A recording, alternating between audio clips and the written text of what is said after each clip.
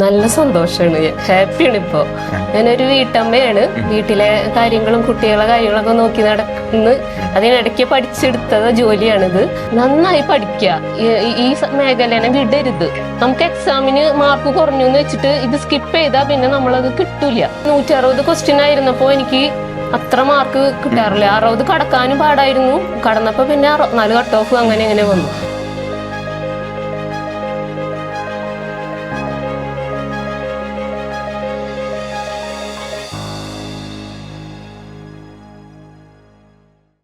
സഹകാരിയുടെ CSCB success story series നമ്മൾ continue ചെയ്യുകയാണ്. ഇന്ന് നമ്മൾ തൃശ്ശൂരാണുള്ളത്. നീതു ഷെഗിലിനോടൊപ്പം.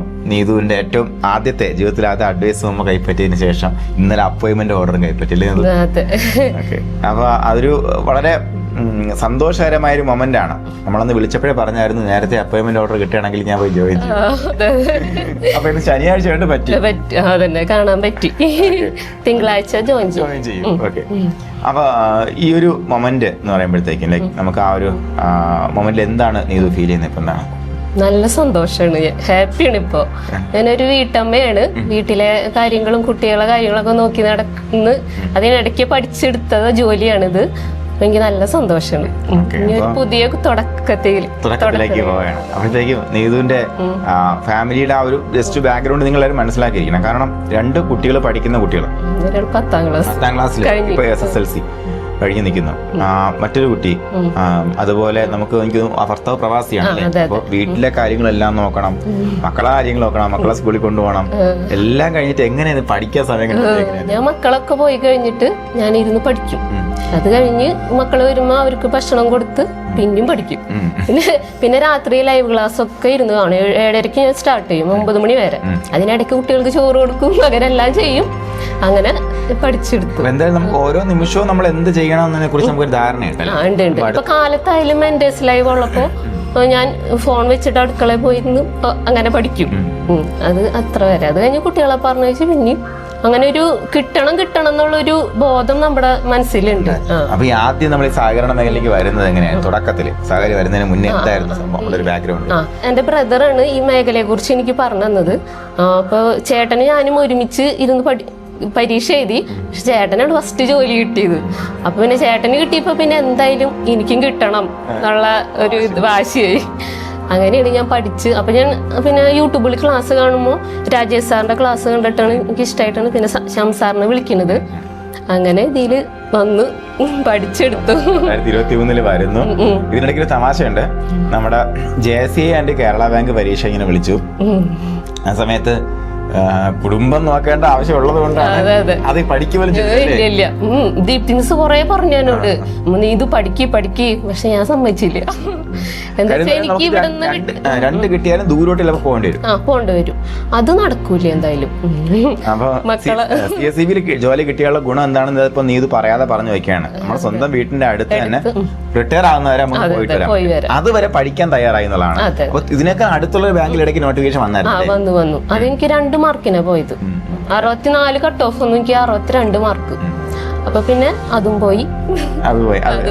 പിന്നെ നിങ്ങളൊരു കാര്യം മനസ്സിലാക്കാം, അങ്ങനെയാണെന്നുണ്ടെങ്കിൽ നമുക്ക് നമ്മുടെ വീട്ടിന്റെ അടുത്ത് വരെയുള്ള ബാങ്ക് വന്നതിന് ശേഷം പഠിക്കാന്ന് ചിന്തിക്കുന്ന കുറെ കുട്ടികളുണ്ട്. അത് പറ്റൂല. മുന്നേ പഠിച്ചു വെക്കണം. അപ്പോഴാണ് നമ്മുടെ അടുത്തുള്ള ബാങ്ക് വരുമ്പോൾ നമുക്ക് എഴുതി പഠിക്കാൻ പറ്റുള്ളൂ. അപ്പൊ അത് നിങ്ങൾ എല്ലാവരും ശ്രദ്ധിക്കേണ്ട കാര്യമാണ്. മുന്നേ നമ്മൾ പഠിച്ചിട്ട് ലെവലായി നിൽക്കാം.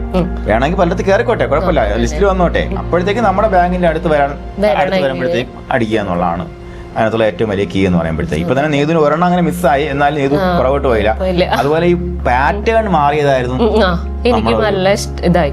160 ക്വസ്റ്റ്യൻ ആയിരുന്നപ്പോ എനിക്ക് അത്ര മാർക്ക് കിട്ടാറില്ല. 60 കടക്കാനും പാടായിരുന്നു. കടന്നപ്പോ പിന്നെ 64 കട്ട് ഓഫ് അങ്ങനെ വന്നു. അപ്പൊ ഇപ്പൊ ഈ 100 മാർക്കിന്റെ ക്വസ്റ്റ്യൻ ആയപ്പോഴാണ് ഞാൻ ആദ്യത്തെ എക്സാം ആണിത്. നമ്മളെ കുട്ടികൾക്ക് ഏറ്റവും കൂടുതൽ റിസൾട്ട് വന്നത് എനിക്ക് അതെ കാര്യം നമുക്ക് ഒന്നെന്ന് പറയുമ്പോഴത്തേക്ക് നമ്മൾ ഒരു ആക്ച്വലി ആ പാറ്റേൺ ഇവര് മാറുന്നതിന് മുന്നേ തന്നെ ക്വസ്റ്റ്യന്റെ പാറ്റേൺ എല്ലാം പഠിച്ചു വെച്ചിട്ടുണ്ടായിരുന്നു. അതായത് നമുക്ക് കുറച്ച് സ്റ്റേറ്റ്മെന്റ് ക്വസ്റ്റ്യൻസും എല്ലാം ഉൾപ്പെടുത്തിക്കൊള്ള ഒരു പഠനം ചെയ്യാൻ പറ്റുന്നതാണ്. അപ്പൊ അത് ഇപ്പൊ ഈ വന്ന സ്റ്റോറിയിൽ മിക്കവാറും ആ പരീക്ഷ കയറിയ കുട്ടികളാണ് ഉള്ളത്. 100 മാർക്ക് ആവുമ്പോ ആ 100 മാർക്ക് ക്വസ്റ്റ്യൻ നല്ലോണം എഴുതിയാൽ മതിയല്ലോ.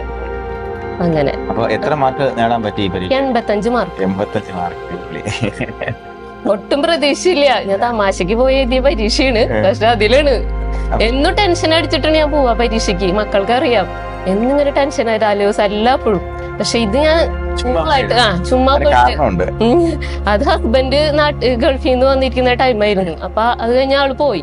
അപ്പൊ അത്ര നാൾ എനിക്ക് പഠിക്കാൻ പറ്റിയിരുന്നില്ല. അപ്പൊ എന്തായാലും ഹാപ്പി ആയിട്ട് വെറുതെ കൂളായിട്ട് പോയിരുന്ന എഴുതിയ എക്സാമാ. പരീക്ഷ തലേദിവസം ഞാൻ പറയാറുണ്ട്, നിങ്ങൾ എത്രത്തോളം കൂളായിട്ട് പരീക്ഷ അറ്റൻഡ് ചെയ്യുന്നു അത്രത്തോളം കൂടുതൽ മാർക്ക്. അതെ, അത് ഇപ്പോഴെനിക്ക് മനസ്സിലായത്. അപ്പൊ അത്രയും കൂളായി പോയി പരീക്ഷ എഴുതുന്ന ഒരു ഗുണം കൂടിയാണ് ഞാൻ മനസ്സിലാക്കുന്നത്. എന്നും ടെൻഷൻ അടിക്കുമ്പോ അതോണോ ഇതോണോ, അപ്പൊ ഇത് മനസ്സിൽ അങ്ങടെ എന്തെങ്കിലും ആവട്ടെ എന്ന് വെച്ചിട്ട് എഴുതിയതാ. അപ്പൊ നമ്മുടെ രാവിലെയുള്ള മെന്റേഴ്സ് ലൈവ്, അതുപോലെ വൈകുന്നേരമുള്ള ഫാക്കൽറ്റി ലൈവ്, ഇതിൽ ഏറ്റവും കൂടുതൽ നമുക്ക് ഏറ്റവും കൂടുതൽ വെയിറ്റേജ് സന്തോഷം ഏറ്റവും കൂടുതൽ എഫക്റ്റീവ് ആയതാണ്? എനിക്ക് രാത്രിത്തെ ലൈവ് ക്ലാസ്. ഇതിലെല്ലാ പ്രീവിയസ് ഇയർ ക്വസ്റ്റ്യനും പറഞ്ഞു തരില്ല. അപ്പൊ അതിലെ ഓരോ ക്വസ്റ്റ്യന്റെ റിലേറ്റഡ് ഫാക്ട്സ് പറഞ്ഞു തരും. അപ്പൊ അത് ആ ക്വസ്റ്റ്യൻ എങ്ങനെ വന്നാലും എഴുതാൻ പറ്റും. അങ്ങനെയാണ് ഞാൻ ആ രാത്രിത്തെ ലൈവാണ് ഇങ്ങനെ റിപ്പീറ്റ് അടിച്ച് കണ്ടോണ്ടിരുന്നു. അതിട്ടാണ് എനിക്ക് നല്ല മാർക്ക് കിട്ടിയത്. പിന്നെ ഹാപ്പിത്തെ ഡെയിലി എക്സാം എല്ലാം ചെയ്യാറുണ്ട്, ടോപ്പിക് വൈസും വീക്കിലും മന്ത്ലിയും മോഡലും. വീക്കിലി എത്ര മാർക്കൊക്കെ വരാറുണ്ടായിരുന്നു? വീക്കിലില് 100-ലൊരു 80 ഒക്കെ വരാറുണ്ട്. അത് മതി. അപ്പൊ ഞാൻ ചോദിച്ചു അതിലല്ല കാര്യം, കുഴപ്പമില്ല, മുന്നി വരും. അപ്പൊ നമുക്ക് ആ ഒരു വീക്കിലിയിലൊക്കെ നമ്മുടെ ലെവൽ മെയിൻറ്റെയിൻ ചെയ്യുക, പിന്നെ റിവിഷൻ ചെയ്ത് ഒറ്റ അടി അടിക്കും. അതാണ് പരിപാടി. അപ്പൊ ടീച്ചർ നല്ല സപ്പോർട്ടീവ് ആയിരുന്നു, മോട്ടിവേഷൻ ചെയ്ത് നീതു നല്ലോണം പഠിക്ക്, കിട്ടും. ഓരോ തവണ ഞാൻ വിളിക്കുമ്പോ മിസ് പറയും അത് കുഴപ്പമില്ല കിട്ടും എന്ന് പറയാറുണ്ട്. ആ ഒരു ഉറപ്പിന്റെ പുറത്ത് എത്ര നമ്മൾ ഡൗൺ ആയി പോയിട്ടുണ്ട്? ഞാൻ കുറച്ച് വർഷങ്ങളായി, അത് കാരണം ഞാൻ കുറച്ച് പോയിട്ടുണ്ട്. പഠിച്ചിട്ട് ഒത്തിരി വർഷമായില്ല, 3 കൊല്ലം. പക്ഷെ അതിന് മുന്നേ ഞാൻ പഠിച്ചു തുടങ്ങി. പക്ഷെ എനിക്ക് മനസ്സിലായി തന്നെ പഠിച്ചാലൊന്നും കിട്ടാൻ പോണില്ല. അതാണ് ഞാൻ ഓൺലൈനിൽ സഹകാരിയുടെ ജോയിൻ ചെയ്തത്. എന്തായാലും വളരെ സന്തോഷം നീതു കാണാൻ കഴിഞ്ഞതിലും അതുപോലെ സംസാരിക്കാൻ പറ്റിയതിലും. ഇനിയിപ്പോ എന്തായാലും തിരുവനന്തപുരത്ത് വരുമ്പോ വിളിക്കുക. അതിനോടൊപ്പം നമ്മുടെ കുട്ടികളെ, ഇപ്പൊ ഉദാഹരണത്തിന് വീട്ടമ്മമാരൊക്കെ മടിച്ചു നിൽക്കുന്ന ആൾക്കാരുണ്ടായിരിക്കും, ഇതുപോലെ തുടങ്ങിയിട്ട് നിർത്തിപ്പോയ ആൾക്കാരുണ്ടായിരിക്കും. 3 വർഷമൊക്കെ പഠിച്ചുകൊണ്ടിരിക്കാന്ന് പറയുമ്പോഴത്തേക്ക് പാടുള്ള ഒരേപോലെ നിൽക്കുക എന്ന് പറയാം. അപ്പൊ അങ്ങനെ നിൽക്കുമ്പോഴത്തേക്കും നിങ്ങൾക്ക് എന്തെങ്കിലും ബുദ്ധിമുട്ടുണ്ടെങ്കിൽ വിളിക്കുമ്പോൾ നമുക്ക് സംസാരിക്കാം, കാര്യങ്ങൾ സംസാരിക്കാം, എന്നിട്ട് നമുക്ക് മുന്നോട്ട് പോവാം. അങ്ങനെ സഹായിക്കാൻ നിങ്ങൾക്ക് മെന്റേഴ്സ് ഉണ്ടായിരിക്കും. അപ്പൊ ആ കുട്ടികൾക്ക് എന്താ പറയാനുള്ളത്? ഇങ്ങനെ നന്നായി പഠിക്കുക, ഈ മേഖലനെ വിടരുത്. നമുക്ക് എക്സാമിന് മാർക്ക് കുറഞ്ഞു എന്ന് വെച്ചിട്ട് ഇത് സ്കിപ്പ് ചെയ്താ പിന്നെ നമ്മളത് കിട്ടൂല. ഇതിന് പിന്നാലെ ഇങ്ങനെ എക്സാം എഴുതി നല്ല കോൺഫിഡൻസ് ആയിട്ട് എക്സാം എഴുതാം, അപ്പൊ നമുക്ക് കിട്ടും. ഓക്കെ, അത്രേ ഉള്ളൂ. എല്ലാ കൂട്ടുകാർക്കും വിജയാശംസകൾ. നീതിനോടൊപ്പം തൃശ്ശൂരിൽ നിന്നും അടുത്ത സ്റ്റോറിയിൽ കാണുന്നവരെ നന്ദി.